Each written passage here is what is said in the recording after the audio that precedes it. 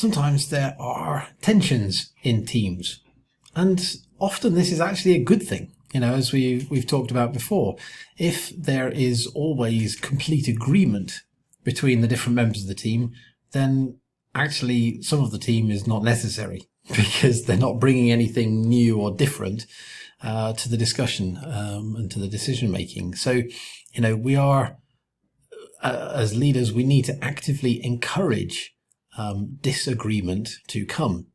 But sometimes those disagreements and those tensions become harder to manage.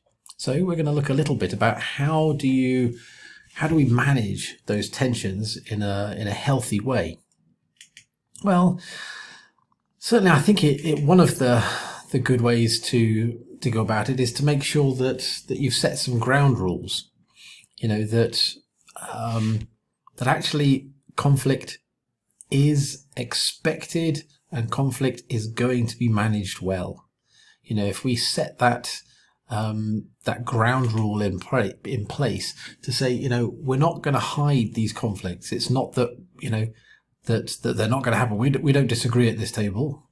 Grief, if you set that as an expectation, then you are just going to bury every problem and the problems will come out in a different way.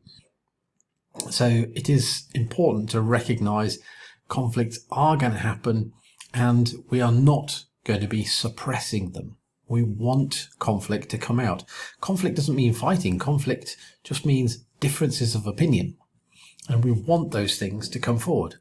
It may be that within your team, you might want to come up with some different ideas of how do you want to handle these differences? How do you want things to go? And it may be good to sort of think about some sort of worst case scenarios and say, well, if this was to happen, how do we as a team want to manage that? If that was to happen, how should we take it forward? Some of the things that you might want to think about are things like sometimes there just isn't time for consultation. Sometimes there's an emergency. Sometimes something is really urgent. Sometimes we can't reach you. One member may not be available. How should we proceed in that situation? And, then when you've talked it through and you have set those ground rules, it becomes easier for the team to progress because then when difficult stuff does happen, it's not such a surprise. So setting those ground rules is important. The second one is to then think about how we go about building cohesion and trust. You need more than just a commitment to work together. It has to be an ongoing process where people actively are building trust with one another, which is about honest sharing. It's about challenging and not being offended or not being offensive.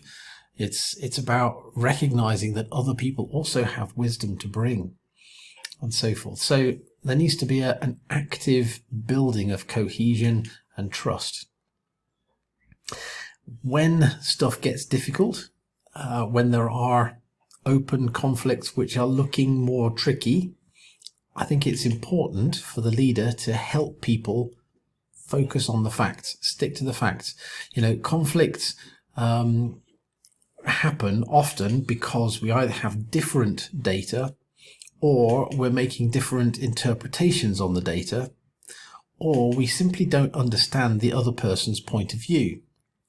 And so the leader can be there to highlight maybe what's going on, or at least to explore between the different parties. Okay, what do we think might be happening here? Clearly, you guys have got different ideas going on here. Is it because of different data? Where did your data come from? Is it because you have interpreted the data differently, or is it because you just don't understand one another? And the leaders can take that role of trying to work through, what is actually going on here. So it's about sticking to the facts. It is also required that the leader leads by example. As the leader, do you explain your thinking when you are making decisions? Do you show people that there are sometimes doubts, that there are differences of opinion, that there are different things that are brought into a decision? Because the more that you show people that, the more they then expect and are accommodating for these different ideas. They also need to see that conflict is a learning experience.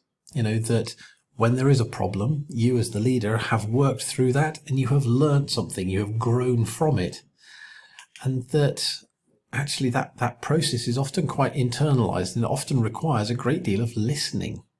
The leader should be somebody who facilitates decision making, isn't just talking all of the time, but they're actually listening a great deal to hear the different opinions and recognizing that those opinions are valid and being respectful. But sometimes the leader does need to intercede, particularly if it gets personal. It is your job to make the team function well together. And if somebody starts turning it into a personal attack, you as the leader have a duty, a role to get involved and to say, hang on, sorry, no, that is not happening here. And to maintain solid working relationships, even if personal relationships are not so strong.